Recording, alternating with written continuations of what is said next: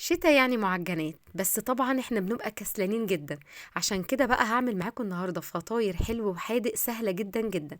هتخلصوا الفيديو تقوموا تعملوها على طول، مش هتاخد منكم ربع ساعه. هتعملوا منها الحادق وكمان هنحلي.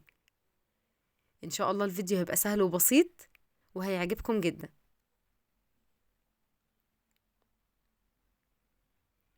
يلا بينا بقى هقول لكم الفطاير الحلوه دي عملتها ازاي.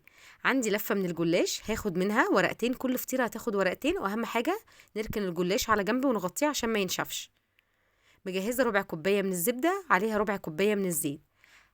همسح ورق الجلاش عندي من فوق كويس عشان يورق معايا وهو بيستوي. وهحط الحشوه بتاعتي. انا عندي هنا رومي على شيدر ولانشون وموتزاريلا. تقدروا تستخدموا اي حاجه، وهكمل باقي الحشوات بنفس الطريقه، بس هحط مثلا ريكفورد، هنحط بسطرمه، بس كده. وبعد كده بقفل على الفطيره بتاعتي وبدهن زبده وزيت.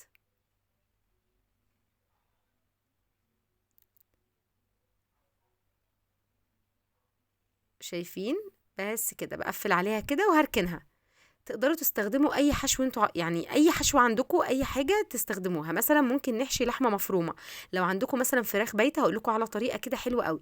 بجيب بصله صغيره اقطعها مع فص توم في معلقه زبده وزيت، بنزل بالبصله والثوم يسخنوا كويس، بنزل بقى بالفراخ بتاعتي المستويه اللي هي كانت بايته عندي، وانزل بفلفل الوان وزيتون.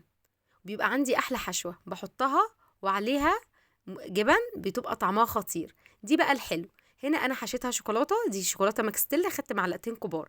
تقدروا تستخدموا اي نوع شوكولاته عندكم، تقدروا تحشوها مربى، تقدروا تحشوها كاستر. يعني بجد الفطاير دي بصوا، عارفين فطاير شامله كده، كل حاجه تنفع فيها. واهم من كده بقى طريقه التسويه بتاعتها سهله وبسيطه جدا.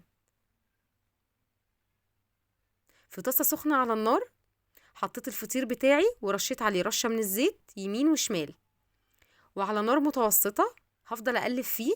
هتلاحظوا ان الفطير بيرتفع معاكي لانك انتي حاطه فيه زبده وزيت من النص. ما تدهنوش زبده بس، لان الزبده يعني هتتحرق معاكم. انا بس يا دوب بكتفي بان انا برش زيت وبس كده. الجلاش بتاعي عمل لي 5 فطاير حادق و3 حلو. شايفين؟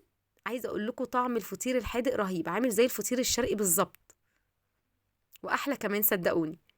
والحلو بقى خطير جدا. ينفع جدا معانا في النادي، ينفع جدا معانا في رمضان، يوم مكسلين مش قادرين تعملوا اكل، بدل ما تعملوا صينيه جلاش تقليديه، لا احنا عملناها منها حلو وحادق وسهله وبسيطه كده. الفيديو بتاع النهارده يكون عجبكم، واستنوا مني ان شاء الله فيديوهات تانية كتير سهله وبسيطه. ما تنسوش بقى تعملوا لي لايك وشير وسبسكرايب. مع السلامه.